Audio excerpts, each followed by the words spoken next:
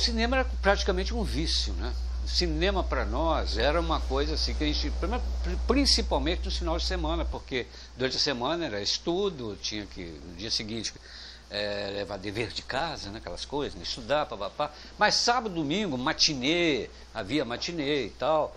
E era assim um ritual. O Cine Edgar, por exemplo, aquela, você entrava naquele, era um monumento, né? Aquela cortina azul iluminada tá por baixo, de repente abria aquela cortina, aquele som, né? O estéreo, o Cinemascope, o primeiro filme Cinemascope em Cataguases e tal, tudo. Você saía de lá, poxa, aí vem aquela coisa do encontro, né? Que você vai ao cinema, assiste aquele filme te causa impacto, faz você questionar a vida, né, e faz você conversar com um amigo, porque sai-se do cinema e vai para um bar, né, uma cervejinha, você viu aquela cena, o ator tal, a direção tal, não sei o quê, papapá e tal. Então era muito isso, então a gente fazia as críticas dos filmes também e tal. E era uma efervescência cultural muito grande por causa disso. O cinema estava aí, os filmes vinham, você tinha o cinema do Nelo, tinha o que hoje é o Centro Cultural Humberto Mauro, e tinha o Cine Edgar, que na época era Cine Teatro Cataguases. E grandes filmes e causavam realmente impacto, ou então filmes ruins que você depois diz, como é que é, entendeu? Mas é ali que a gente aprendeu quem era Truffaut, que era o cinema da França, o Nouvelle Vague, o neorrealismo italiano, vai tudo em Cataguases, né? A cultura cinematográfica minha, de muitos aqui, da minha época, veio exatamente do cinema que era exibido aqui, que hoje você não vê, né? O cinema francês, o cinema italiano. Então nós tínhamos a Nouvelle Vague, o neorrealismo italiano, Vittorio De Sica, o Pasolini e o Fellini. Então foi o grande impacto quando a gente viu o Fellini 8,5, La Dolce Vita, e lembro como se fosse hoje, passando, a gente, poxa, não queria acreditar naquilo que a gente estava vendo, aquelas cenas ficavam marcantes na cabeça da gente. Depois a gente conversando a respeito do filme, do roteiro, como é que foi feito e tal, pesquisando. E isso foi acabando, né? Quer dizer, o cinema foi, enfim. Eu fui retomar isso depois, lá no Rio, indo nos cinemas, vendo, procurando assistir e tal, papapá, e percebendo com uma tristeza enorme que em Cataguases tinha aquilo tudo, né, que eu estava vendo lá no Rio, e que poderia ter continuado. A televisão matou muito isso também, né, aquela coisa que o cinema atraía todo mundo, e era uma atração enorme. E a gente, engraçado que é isso, que a gente começou a perceber esses movimentos de cinema nos outros países, que depois a gente via aqui com o cinema novo, Glauber Rocha, né? O primeiro impacto aqui em Cataguases, com o primeiro festival do Humberto Mauro, quando foi até promovido pelo Mauro Sérgio Fernandes, em que o Glauber Rocha veio. Eu tinha conhecido o Glauber assim, só no primeiro filme dele, acho que foi Barra Vento que eu tinha visto. De repente o cara vê Ganga Bruta e depois do filme todo mundo sobe para o clube social, porque ia ter um baile, enfim, continuar os festejos do festival, e ele pede ao projecionista para passar o filme. Ficou lá, eu acho que viu o filme 3 vezes, até de madrugada, e saiu de lá louco, com a influência que ele estava recebendo do Humberto Mauro, que inclusive ele veio depois a contar isso em livros e tal, tudo, né?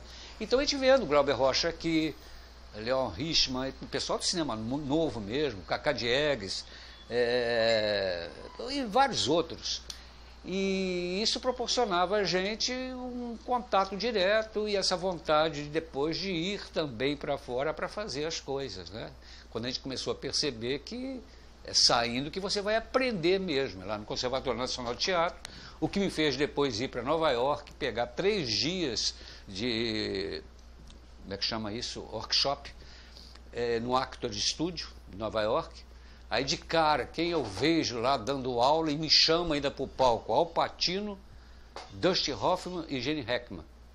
Eu, com uma folha lá, os diálogos do ato final, tinha tido uma versão para o inglês, né? E eu era o único brasileiro ali. Então não sei se foi isso que destacou, sei que o cara me chamou. E contracena, o Al Pacino contracena comigo com esse texto do ato final, né? E a lição que a gente recebeu deles ali nesses 3 dias. Eles estavam tomando posse da diretoria, inclusive, do Actor Studio. E depois, em Genebra, eu ainda participei de um curso com Peter Brook, também, que abre a cabeça da...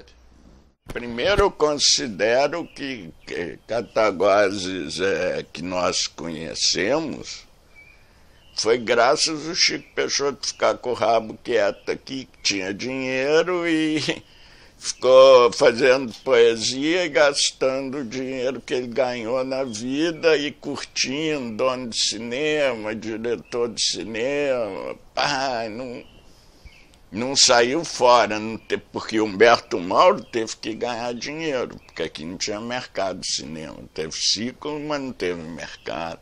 Aqui tinha mercado para ferramenteiro de Senai, que é um artista, um cara que também... Já imaginou usar máquinas para fazer ferramentas, outras máquinas para máquina? Então, esse tipo de coisa, esse mercado existe. Agora, mercado de audiovisual, esse mercado, o ciclo de cinema de Cataguases, veja bem, foi financeiramente uma falência e artisticamente uma glória.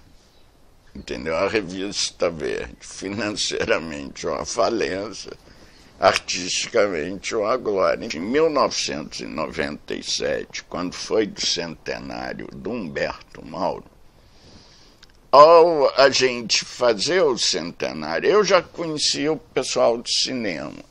O Ronaldo Werneck me ajudou a fazer um pouco, mas quem fez fui eu e o André Mauro, sobrinho do Humberto Mauro. Ali houve a cidade outra vez despertou para a ideia de ser. Por quê? Porque aí veio o ministro, foram exibidos todos os filmes. Vieram 3 ônibus de atores, atrizes, diretores. A cidade durante 10 dias ficou em polvorosa. E mais do que isso, o Sarraceni conseguiu o financiamento do filme O Viajante, que foi feito logo em seguida do centenário e que foi o primeiro filme em que as locações foram aqui. Veja bem, o cinema começou aqui como exibição. Você vai ganhar dinheiro exibindo filme. Como? Eu tenho um bar, no meu bar tem uma sala muito grande, eu alugo essa sala, ponho cadeiras, vem o viajante do Rio com a máquina de cinema, passa o filme, eu cobro. Não havia o cinema físico.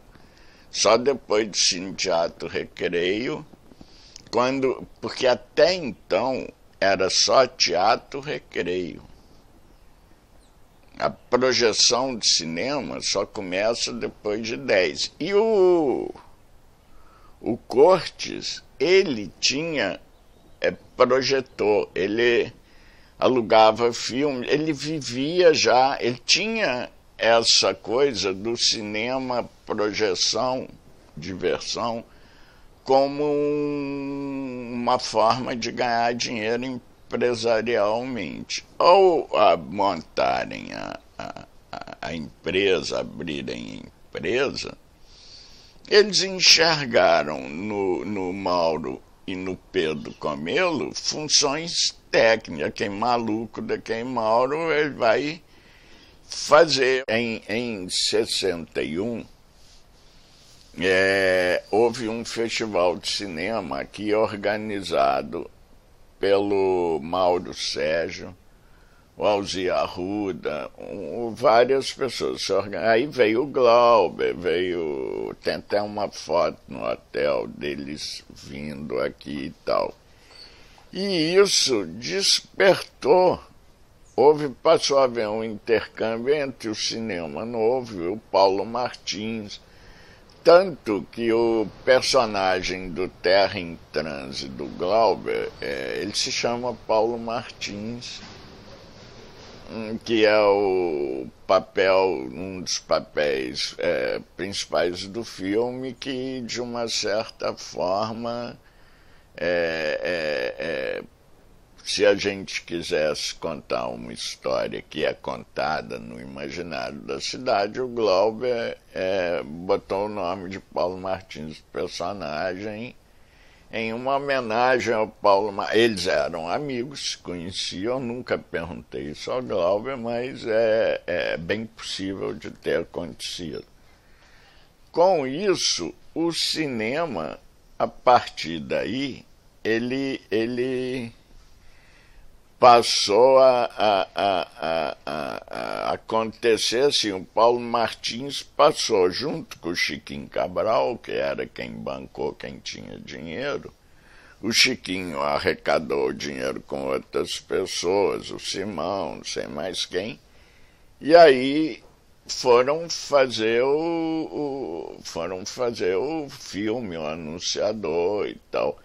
Mas é o que eu te digo, como a cidade sempre teve a pretensão da vanguarda, de ser vanguardista, a cidade foi surpreendida pelo vanguardismo do filme. Ninguém entendeu porra nenhum, filme sem pé, sem cabeça nenhuma. E ao passar esse ciclo, é o que eu te falei, quando há o centenário do Humberto Mauro, aí houve um fomento, e a partir daí, a gente fez o Viajante, que foi por aqui, aí eu fiz as locações para o filme do Luiz Fernando Carvalho, Lavoura Arcaica, em Rio das Flores, aqui, coisa. E aí, vamos começar, e a Mônica veio, vamos preparar a cidade para cinema. Aí é óbvio, ao você trazer muitos cineastas e ao você ter poder de financiar através dos mecanismos de lei, isso fez com que a Mônica passasse a produzir, a trazer filmes para serem feitos aqui. Aí foi aí que veio, né? Meu Pé de Laranja Lima, por aí afora, O Menino no Espelho e tal, e muitos outros. O cinema em Cataguá, o cinema no Brasil, no início, só teve 2 ciclos. O de Cataguás e o de Pernambuco, que tiveram importância realmente. O Tesouro Perdido foi o primeiro filme a ganhar um concurso de cinema entre todos os filmes feitos no Brasil naquela época, que eram 15 ou 16. Ele foi eleito o melhor filme. Mas eu cheguei em Cataguás, eles não trabalhavam igual eu trabalhava, porque lá em Muriaé eu aprendi a fotografar na igreja, casamento, batizado, aniversário em casa. Eu aprendi a fazer isso lá. Aqui não existia isso. Aqui a noiva casava, não sei se você já viu falar isso, a noiva casava, entrava no carro, ia aquele pessoal acompanhando, chegava lá no estúdio da Eva Comelo, era ali perto da delegacia, naquela rua de cá. Aí parava o carro na porta, a noiva descia com o noivo, ia lá dentro, no estúdio, tirava o retrato, era uma chapa só, batia naquele tempo a gente falava chapa, porque era uma chapa de vidro, aquela máquina de jogar o pano na cabeça, então chamava chapa. Hoje é negativo, mas naquele tempo ela batia uma chapa, revelava na hora, ficou boa, dispensava os noivos iam embora, fazia meia dúzia, fazia uma dúzia, tudo igual, os retratos. Eu abri aqui o foto em 1958, fazendo 18 anos de idade, era um menino até, parece que era um menino. E lancei aquela moda de tirar o retrato fora do foto, fora do estúdio. Casamento, na igreja, batizado na igreja e aniversário em casa. A Eva Comelo começou a cair. Era uma profissional de respeito. A Eva Comelo a fotografia dela ficava muito bonita. Mas ela começou a cair, porque o pessoal passou a interessar tirar o retrato em casa, na igreja, casando. E ela não ia. A Eva não saía do estúdio. Foi até que ela teve que fechar. Mas eu que lancei essa coisa em Cataguases. O Rubens também só fotografava no foto, depois ele era mais novo, passou a fotografar fora também, viu o que eu estava fazendo e passou a fazer. O Paulinho retratista, depois veio o Milton Mendonça, vocês devem conhecer, veio o Padilha aprendeu comigo. E eu conseguia a freguesia, que era de Cataguarino, Glória, Sereno, Santana de Cataguases, Astolfo Dutra, Dona Zélia, Itamaraty, era tudo meu freguês, que eu ia para fotografar. E os padres passaram a entender que não tinha problema, então foi deixando, aí eu fui pegando. Os que não iam, não pegavam o serviço. Naquela época eu arrumei uma freguesia muito boa, muito boa. E foi assim que eu fui crescendo. Consegui alguma coisa, né, na profissão. Profissão muito boa, eu gostava. Tinha pessoas valorizavam, sabe, o trabalho da gente, porque realmente a fotografia é um trabalho artístico, sabe? A pessoa às vezes aposenta, igual eu, sem aprender tudo. Aposenta e morre às vezes e não aprendeu tudo que tinha que aprender na fotografia. Para te falar a verdade, o Foto Resende em Cataguases, se você chegar em Santana e perguntar, que pessoal lá, os mais antigos, né? Onde era o Foto Resende, eles te falam. Cataguarino, Itamaraty, Astolfo Dutra, todo mundo conhecia o Foto Resende. Eu tinha uma freguesia geral nesse canto. Sabe aonde eu tirava muito retrato de casamento? Laranjal, Leopoldina. Eu ia nesses lugares tudo. Era conhecido mesmo. Foto Resende era conhecido. Fotografei muita coisa importante. Mas vou te contar. Se você me perguntar, um retrato eu não tenho. Salvou esses aí, porque estava no alto, a enchente não pegou. Mas pegou uma enchente aqui em 79. Aquela enchente de 79, ela entrou pela janela. Não deu tempo de tirar nada. Nós perdemos tudo. Inclusive aquela opção de foto, que tinha muita coisa. Eu tinha uma fotografia, não sei se vocês já viram falar, o rapaz que, corrido da polícia de madrugada, para não ser pego, ele pegou o para-raio da igreja Santa Rita e subiu lá na torre. Já viram falar nisso? Eu fotografei ele o tempo todo que ele estava lá em cima e eu fotografando. Primeiro que a polícia pediu para me fotografar, segundo que eu queria, curiosidade de guardar alguma coisa, então fotografei ele deitado no braço da cruz. Ele deitava lá, ficava lá, minutos. Depois ele sentava, e aquilo ali embaixo, na Praça Rui Barbosa, lotou. Tampou de jeito, de manhã correu a notícia, o pessoal ia tudo para lá para ver. O homem parece que ele era meio doido, não é possível. Não era não, porque ele foi para São Paulo, depois voltou aí, tive notícia que ele estava aí, mas não tive com ele. E foi de novo, agora não veio falar mais nada. Olha bem quantos anos tem isso. Não é que eu era tão bom profissional. Não vou dizer que eu era um bom profissional. Mas sei se eu sabia tratar o povo gostava de mim também, né? Tanto que a freguesia era tão boa que em 1976 eu fui convidado para ser vereador. Falei, não tem jeito para isso não, eu não vou ter voto. Não, você vai. E tinha o Sr. Milton Peixoto, o Sr. Rodrigo Lana, Emanuel Peixoto, e perderam tempo comigo para me convencer. E eu entrei no partido deles e fui candidato em 1976 com o Milton Peixoto, prefeito, Maurício Carrara, vice, e eu, vereador. E entrei sem fé nenhuma, falei, eu não vou ter voto nem da família direito. Rapaz, eu ganhei a eleição. Ganhei a eleição em 76, fui vereador até 86.